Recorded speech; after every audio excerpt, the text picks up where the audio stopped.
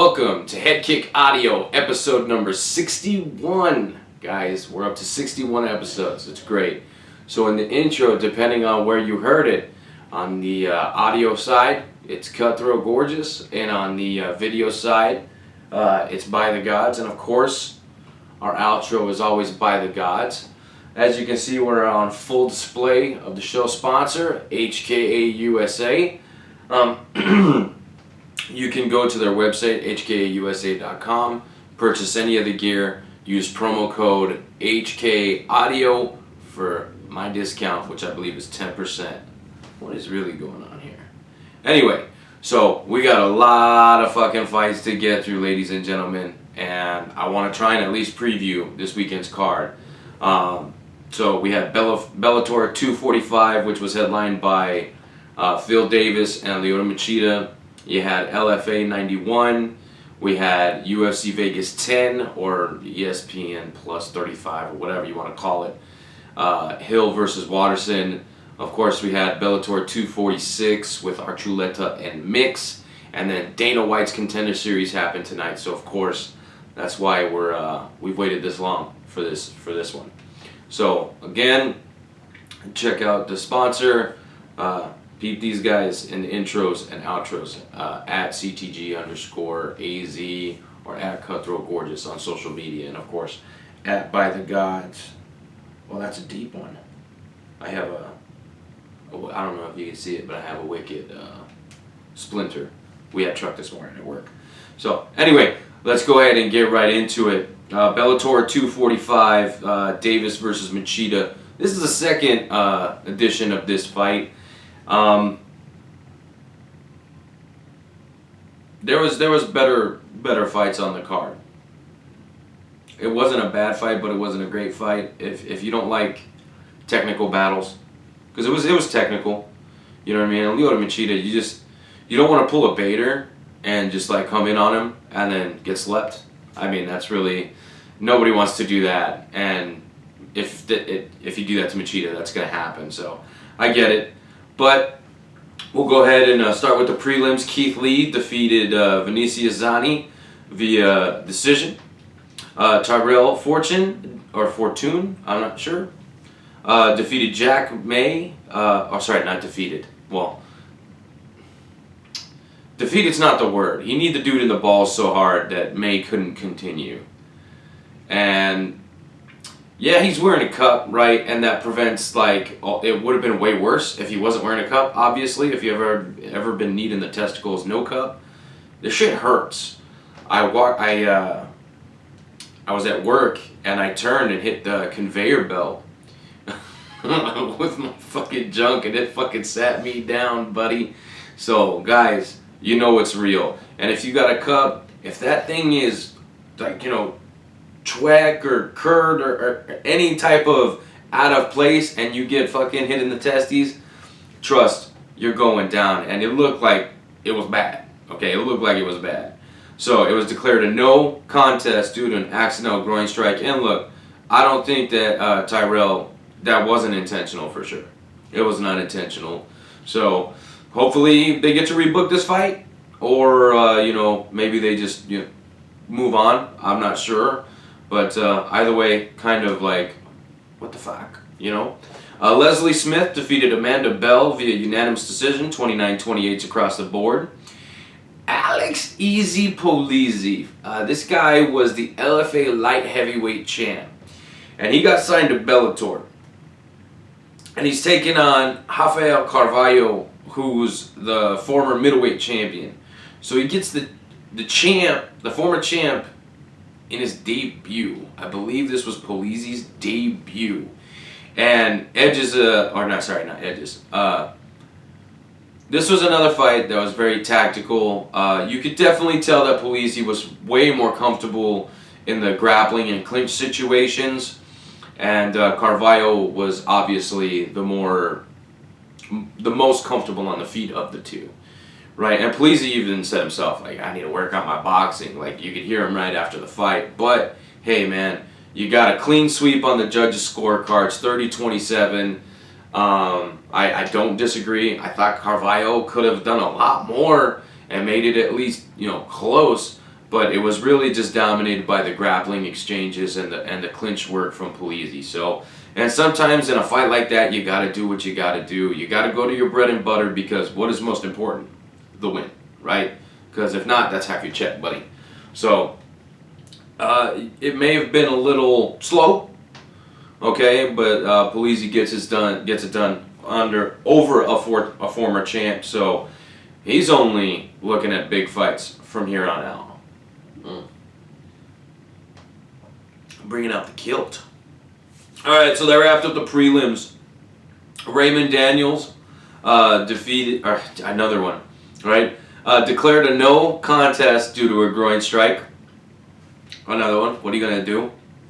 Both guys real big into kickboxing, and you know, it happens, guys. It happens, and it's just been happening a lot more as of late. So I don't know if there's anything we could do about that, but I guess these diamond cups are the way to go. Taylor Johnson defeated Ed Ruth via heel hook in under a minute, 59 seconds, to take out the highly touted Ed Ruth, who I believe was moving up to middleweight for this one. Decorated wrestler with some hands. He's got some hands too, but heel hook 59 seconds. And then in your co-main event, Kat Zingano defeated Gabrielle Holloway, who came in way overweight. And Zingano did what she needed to do to get the win. Again, not a fight that was very pretty, but you know, Josh Thompson in the commentary was talking about making the transition into a new organization. Not from, you know, the A to the B organization, just a new home, and how uncomfortable and, you know, that first fight really is, because you don't really know what to expect. And Kat Zingano did what she got to do to get the win. So, obviously, clearly she was the better fighter of the two, but Gabrielle Holloway had her moments and proved to be a tough out. And then, of course, in your main event, Phil Davis defeats Lyoto Machida via none other than split decision, because, of course, right? That's the only way that this fight goes, unless it ends via groin strikes. Only groin strikes. What if we... Okay, so what if we come up with a new mixed martial arts system, right? Where you can only strike the groin. Anything else, it's a penalty. So if you accidentally hit the leg or the belly, like, it's an automatic point deduction. You can only groin strike. Look into it, ladies and gentlemen. I might start a new thing. So, yeah, that fight was what it was. A technical battle on the feet. Phil Davis, you know, a couple times he was attempting the takedowns to no avail. And, of course, Machida doing the veteran shit, grabbing the cage. But, yeah, that is what that is. So we'll go ahead and get that out of here. And, of course, look, I was in Arizona this weekend. I was fucking looking at bears and trash pandas, man. So I didn't catch fucking any of these fights live. So I had to go back and rewatch them all. And, of course, I'm doing shit, so I missed some fights. So I think there is a couple that I did miss in here. So there's probably going to be some, yeah, okay, there you go. There's going to be some results in here that actually surprised me. Josh Quainlan defeated Pete Keepers via KO in round number 2. Nate Richardson defeats Darius Itzel via unanimous decision, 29-28 across the board. Nick Maximov defeated Johnny James, like a Ricky Bobby, but Johnny James. Which, you know, since it happened right here in front of me, those are my two homies. Like, Johnny and James were my best friends since we were, like, in kindergarten. Well, not kindergarten, like first, second grade, somewhere in there. Somewhere in there, right? I've known those guys forever. So, I miss him. Well, James more than Johnny. I see Johnny every fucking week. Anyway, it was a rear naked choke in round number 2. Here's one that's very surprising to me. Kelly Clayton defeats Haley Cowan via guillotine choke in round number 2. That, ladies and gentlemen, is surprising to me. Jamal Pogues defeats Tim Hiley via unanimous decision. He was using his wrestling and his top control. Really, for the most of that fight, it was his his ground game that got him the win. And then Kyle Stewart, I believe it's Guns Up, right? Kyle Stewart, United States Marine Corps veteran, UFC veteran. He went 0-2 in his first stint, and then he was supposed to have a fight with LFA, and like right when the pandemic like was at its height and they started canceling shit. He was supposed to fight here in Arizona, I believe, on the Madrid Consagne card, and unfortunately that shit didn't fucking happen, which is a bummer because that would have been a fucking fight. Impa and Madrid, damn. Talk about a fucking missed opportunity. Now, both guys have gone on to bigger organizations since then. Daniel Madrid, who we'll get to later, made his Bellator debut this weekend. And then Impa, he went on to fight in the Contender Series again. He was a return, got the win there, and is already competing in the UFC. He's got notched the win already. You know what I mean? So look, this is why we watch LFA, ladies and gentlemen. Because they send their fighters to the next fucking... You know what I mean? The next step. UFC, Bellator, 1. You fucking take your pick. They're sending them there. So Kyle Stewart defeats Tim Karen via TKO in round number 2. Right there with 60 seconds left on the clock in the second round. Kyle Stewart, you know, just relentless with the ground and pound. And really, you know, the ref saw enough. A lot of it was being blocked. But at the same time, it's just like, yo, if you're not going to get out of that position, the ref's going to get you out. And then you're looking at an L. So... that's what happened. Kyle Stewart gets the win via finish in round number 2. And then Chidian Jkwani defeated Christian Torres via TKO in round number 2. Now this fight was a banger. Now that I noticed it. How did I not notice it? It's like that long. That's a splinter, ladies and gentlemen. I've had worse. But, yeah. Chitty is just... a very, very, very big guy. I'm not sure if he made weight for this one or not, but I know that that's been like a thing, right? He's had trouble making weight. I think this was at middleweight anyway. But, and Jkwani, he fought for Bellator, and I think he was having weight issues over there, if I remember correctly. So, good to see the Jkwani brother. I believe this is a younger. I don't know if Anthony... I think I seen something recently on him, so I'll have to do a little bit more research, but these brothers are dope. Fucking world-class strikers, and really nice guys. I like them. So, kudos to Njokwani for notching a finish in the LFA 91 headliner. This ended phase 2, I believe, so we're not going to be looking at LFA until October, which bums me the fuck out because I love LFA. Okay, moving on. We'll go ahead and we'll knock... fuck it, I have it set up right here. We'll just do Bellator. Bellator 246, headlined by the vacant bantamweight title. Archuleta versus Mix. They were fighting for the vacant title there. So we'll go ahead and start from the bottom. And this was a slightly smaller card. Davian Franklin defeated Raz Hilton via technical decision, 30-27s across the board. This fight, it ended early because there were some shots to the back of the head. The ref deemed them accidental. Now, no, I don't think there was any malicious, like, I don't think he was meaning to end the fight that way to fucking punch this dude in the back of the head. But bro, those were not accidentally to the back of the head. Those were square to the back of the head. I know, I get it, heat of the moment, yada yada, but you had time, my guy. You had time to cut a better angle, and you just didn't. Because it was square to the back of the head, and it wasn't the first time he was told. So, sorry, my guy. I'm glad you got the win. You got a good ref on a good night. You know what I mean? But, I don't know. I'm not saying that you did it on purpose, but it wasn't accident. Does that make sense? It wasn't accidental, but it wasn't on purpose. Like, I don't think you were meaning for that to happen, but, like, you punched him square in the back of the head. Like, that's a tough call. That's a very tough call. I definitely wouldn't want to be a ref with that fucking shit going on. So, kudos to Franklin, I guess, for getting the technical decision there. A lot of mishaps, right? A lot of fucking mishaps in Bellator, but that everybody loves a freak show, so I'm glad we have Bellator. Ty Guerter defeated George Tacos. I'm just gonna say I'm gonna go with tacos.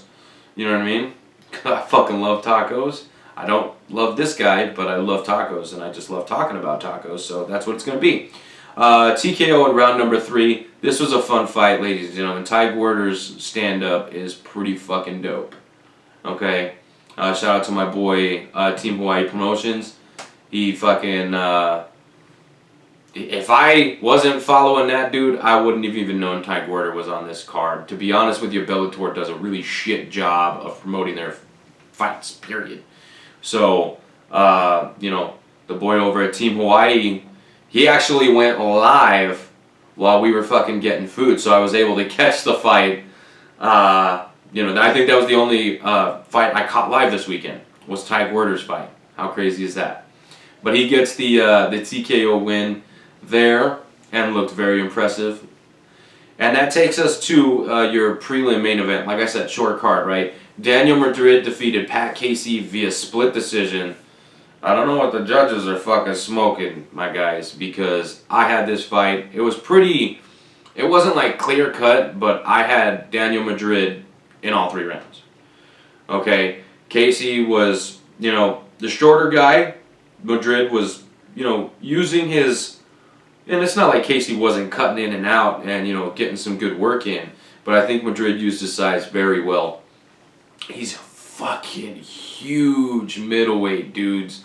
Look, I've stood next to this guy, weighing more than what he weighs on weigh-ins, right? I mean, I've shed a couple pounds. I'm fucking pretty proud of myself here. By a couple, I mean 20. So fucking knock that shit off. But he is fucking massive. True pro. True pro. I'm going to ask him this weekend. Okay, I'm going to ask him what he fucking walks around at, because he's just the... I'm not saying like fat either. The dude, when he's out of camp, right, he's just a fucking big... He's fucking huge, man. He's fucking... I need to fucking stop talking about this, because it's making me a little uncomfortable. Okay? But Daniel Madrid gets the win here. I'm going to go see the guy this weekend. I'm pretty fucking stoked. I haven't seen him since January, February, beginning of the year, somewhere in there. But I'm fucking stoked. We're going to talk about his win and some other cool shit that could be coming up with him. Very, very, very fucking stoked to be going to see him this weekend. Especially coming off a win in his Bellator debut. He made it to the big show, which is all he really wanted. I know that guys want to go to the UFC, right? And I think the UFC missed an opportunity on a legit middleweight, okay? At this LFA title fight with Impa happens, I don't think Impa, you know, that's a tough fucking fight, dudes. I don't know. I think Madrid might take that one. But, you know, I'd have to break it down, watch some tape, and see how I feel fresh. You know what I mean? Yes, both guys have recently fought, but Arizona, baby. I was in Arizona. So, unfortunately, I missed Madrid live, but I caught that shit on a fucking replay, and then I watched it again. Okay? Keone Diggs, another Team Hawaii guy, getting the win over Derek Campos. Now, check this out. This is like the latest fucking finish you could ever have, right? I mean, you can have one at fucking 5 minutes if you choke a guy out and he goes out at the bell, right? If he can't stand up like he done, okay? But at 4 minutes and 59 seconds of round number 3, he jumps on the back, right? And he's got this rear naked choke, and it's on the chin. I shit you not. It's on the chin, and he goes out. Obviously, he goes out. A couple seconds go by, and then, you know, he gets it around the neck. But instead of a rear naked choke, it should be like a rear naked chin choke. because he probably used the dude to choke him out or something. I don't know. Fucking weird. If you're listening and not watching, you have no idea what just even happened right now. But Keone Diggs looking pretty good there. Liz Carmouche defeating Deanna Bennett via rear naked choke in round number 3. Bennett looked good in round 2, guys. She looked good in round 2. Liz Carmouche, you know, obviously the bigger name. She's fought for titles. Okay? She's got wins over fucking Valentina Shevchenko, among others. Okay, that's just notable. It was very early on in her career, and she even said she didn't know what the fuck she was doing back then, but still, neither did Liz Carmouche. And that's just, it's feather, okay? But look, Deanna Bennett's my girl. Vitamin D, I love that chick. I love that chick. She's like my spirit animal, I swear. So this one hurt a little bit. This one hurt a little bit. But she looked so good in round 2. Not taking anything away from Liz Carmouche, because obviously she was able to turn around in round 3 after getting worked and come out with the finish. So congratulations to Gorilla there.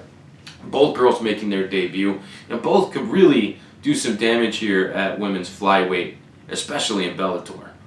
Naaman Gracie defeats John Fish. Fish and tacos. Oh my god, what is even going on right now?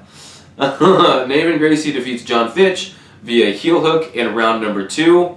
Really good sport about it, and then even retires. Naaman gives him the mic first, showing the utmost respect. I really like this Gracie kid.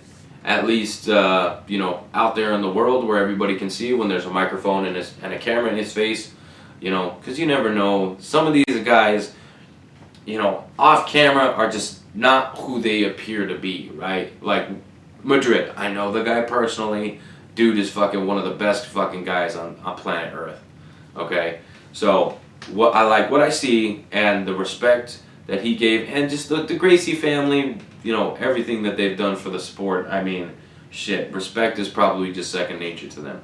But John Fitch retires after getting finished here, and called it a career. Hey man, if you can't compete with the big boys anymore, he's had a long career. He's made some money, and I'm sure he's got things in the works. So, you know, kudos on the career to Fitch, and you sub John Fitch, man. That's dope. That's fucking dope. That was your co-main event. And then, of course, in the main event, Juan Archuleta defeats Patchy Mix via unanimous decision. 1 and 2. Clear rounds for Patchy. Okay, clear. Rounds 3, 4, and 5. Competitive, but Archuleta, his game plan took over, right? I think the camp knew that Patchy was going to come out real hard in the first couple rounds to try and put Archuleta away.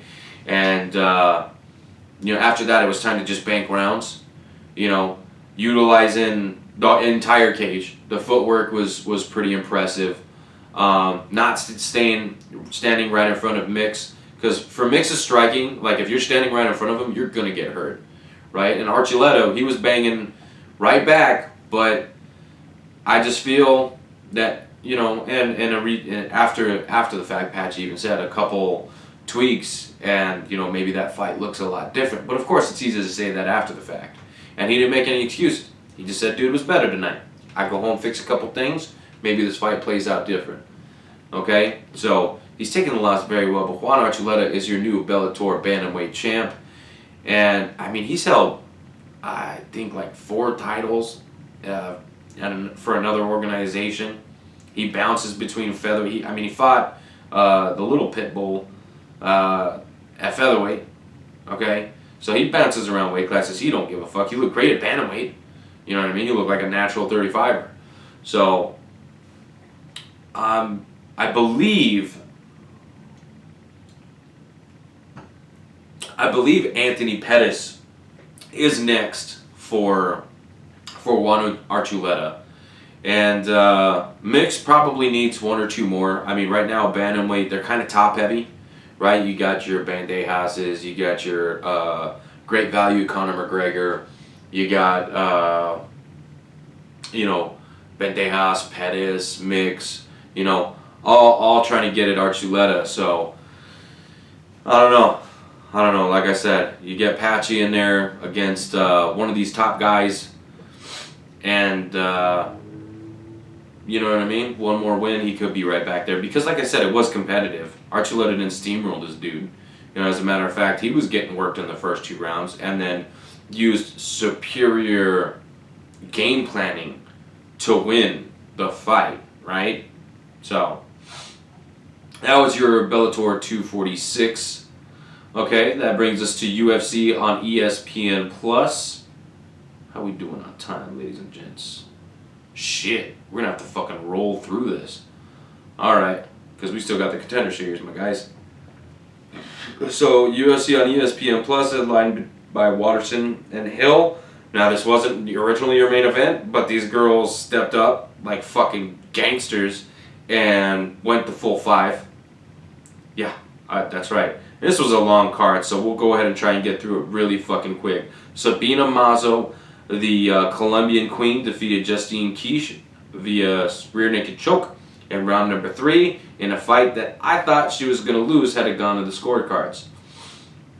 Brian Barberina defeats Anthony Ivy via unanimous decision. Couple 30-27s and a 29-28. I love the Barberina boys. Now, I say boys because I love them all. You know what I mean? So, I think I talked to Kevin not too long ago. So, maybe it's time to have him back on the show.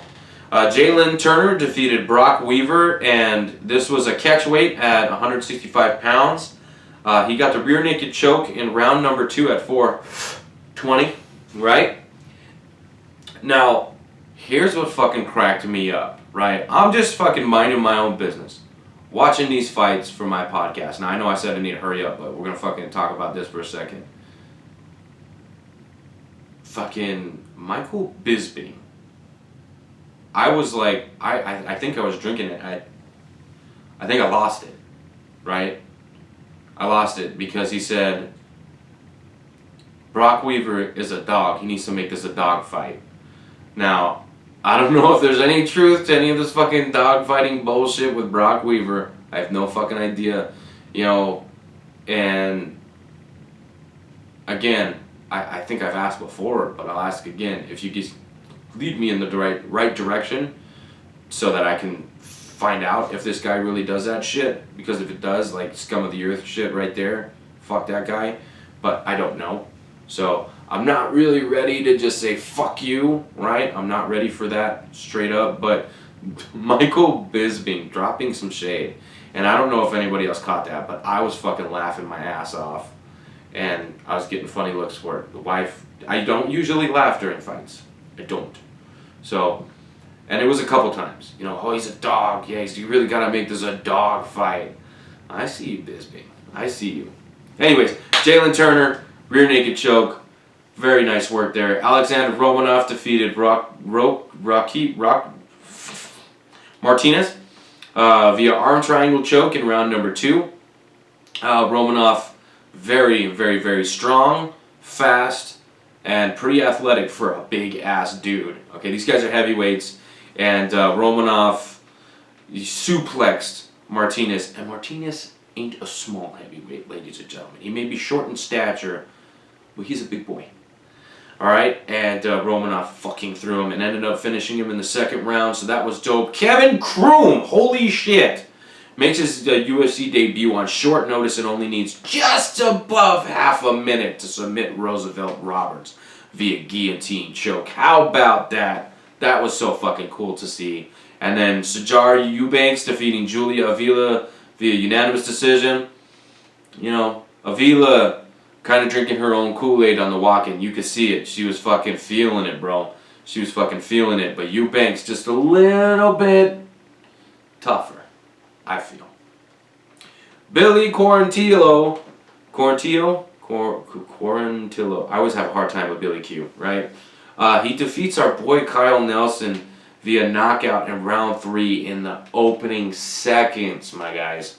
7 seconds into round number 3. Imagine if this was the first round. Oof. But cracked him and put him down.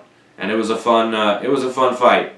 But Billy is a tough son of a bitch. Love the dude's grappling. I'd love to see him versus Bryce Mitchell. Like, how that fight ain't happening right now, it's hurting my soul. Bobby Green defeating Alan Patrick via unanimous decision, clear, cut, and dry. 30-27s across the board. Ed Herman doing some veteran shit here. Ref made a call saying it was a groin strike. Replay, it hits the belly. But hey, look, ref calls it, he's giving you the time, take it. That ain't your fault. Okay? That ain't your fault. Now, of course, he played it up a little bit, right? And he took his time. Great. And I saw an interview with Mike Emrod, he just said, hey, like, I live in the moment. It happened. It was already behind me. Nothing I could do about it. He went back in there ready to kill, ready to smash, and it didn't go his way because at 4 minutes and 1 second into the third round, he gets a Kimura. And it was nasty. Emrod had to tap, or that arm is literally going home with Ed Herman. So Ed Herman now, I think on a 3-fight win streak at light heavyweight. That's some dope shit. Now look, I love me some short fuse. Okay, now is he old? Yeah. Is he slow? Yeah. Did he get lucky there? Yeah. It don't matter. Ed Herman's my guy. Roxanne Modafferi getting a unanimous decision over KGB Andrea Lee. That was dope. Modafferi just, she keeps on doing it. Juice, that one was for you, brother. Shout out to my boy Fighting With Myself podcast, FWM_pod. That is his @ Okay? The Juicy Juice, we love you, bro. Otman Azatar defeated Kama Worthy via knockout in round number 1. Minute and a half, ladies and gentlemen. I had Death Star taking this one. Oh boy, was I wrong. That was dope, and a minute and a half worth of work. We could see him making a quick turnaround. Michelle Watterson defeating Angela Hill via split decision. Hill super salty. Gagella throwing shade. And it's a fucking mess. It's a fucking mess. Okay? I saw, the scores were all over the place. A lot of people saw it for Hill. Some people saw it for Watterson. To be honest with you, I fell asleep. My bad. My bad. So, I caught the first couple rounds, and then, I got tired. Shit happens. It's not the end of the world. I'll go back and watch it, and I'll let you know what I think. So fucking, just call me out on social media, alright?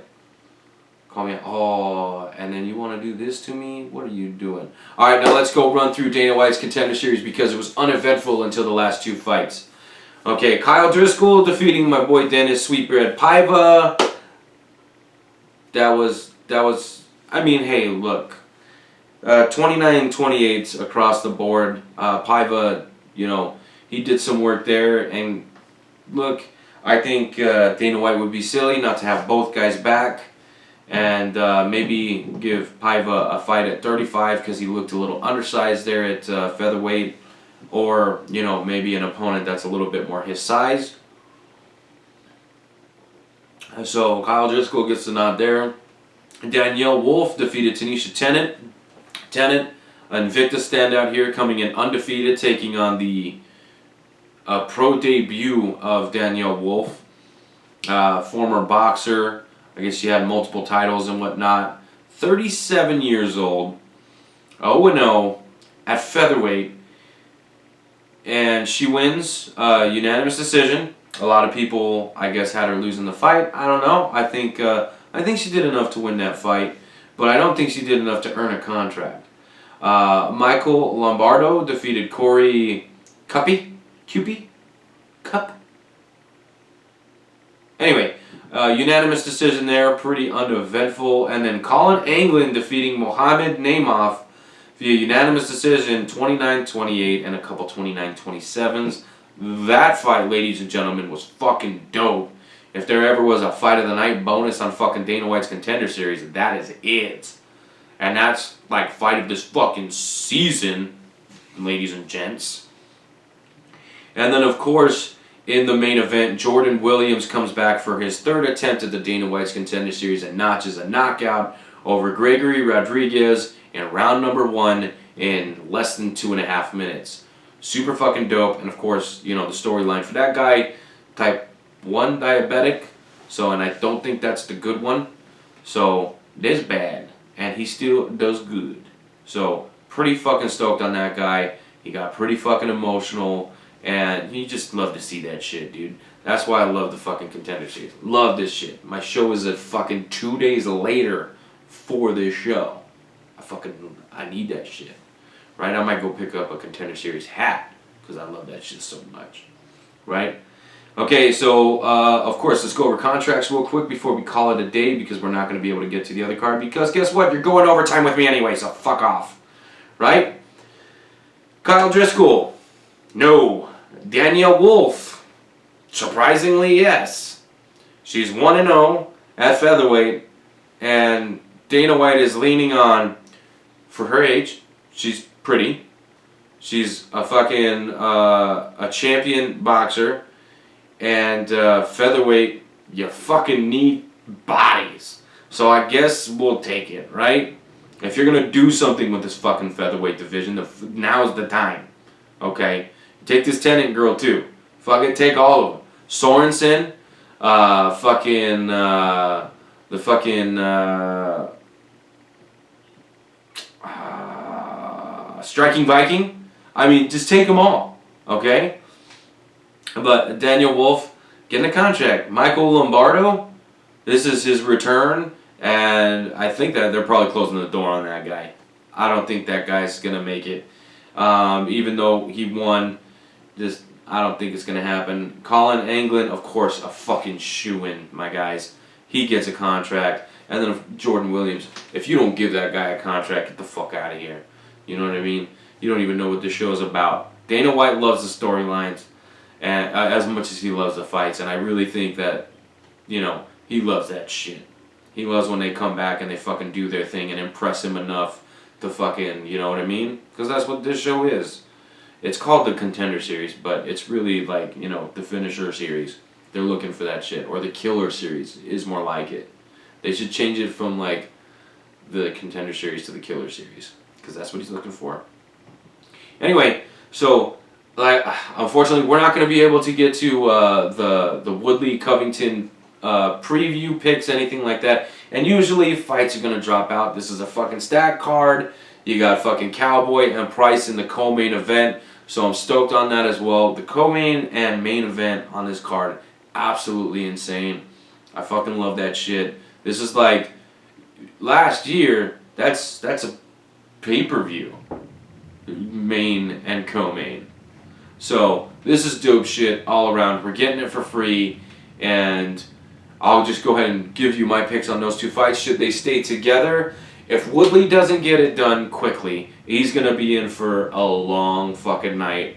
Okay, a long night. Now, Covington going through, you know, back-to-back wars here. Hopefully he's good and ready to go because Woodley's got some power. But I do think that we're going to see this new Woodley that is going to be very tentative to strike. I think Covington's going to just throw too much at him and be too overwhelming. Yes, both guys are great wrestlers. Both guys are great strikers. But I think the pace of Covington is going to be something. We're going to basically see Kamaru Usman, that type of fight. You know what I mean? So, of course, he's probably going to look to swing big early, but I don't think he's going to get it done. And then Nico Price versus Cowboy. This is tough, man. This is tough. Both guys are exciting. Both guys are kill or be killed type of fucking attitude. So I do think Nico Price is the bigger athlete. I think he's the more explosive athlete. I think he's the more dynamic athlete. That being said, I do think Cowboy could lean on his veteran experience and do some sneaky shit and get some shit done here, possibly finishing Nico Price because he's been finished before. Okay, now if Cowboy comes in big, strong, and looking like a welterweight, that could be a problem. But the official pick here is going to be Nico Price in the second. That is my pick, and I think Covington's going to take a decision over Woodley. But that'll about do it for me. I'm already late on the show, late on bed. I gotta fucking be up at 2:30 in the morning, and it's fucking late for me, guys. It's late for me. So look, HK USA, they're at HK underscore USA or at HK underscore USA. So that first one was Twitter, the second one's Instagram. Go to HKUSA.com. Again, order some shit, 100% customizable. Use my promo code HK Audio for my 10% discount, and fucking, let them know that you caught it on the show, right? Boom. Cutthroat. Boom. By the gods. And of course, by the gods in the outro. Shout out to my guys, Juice. And who else did I reference? Oh, Madrid, Sweetbread. All these guys that I talk to all the time.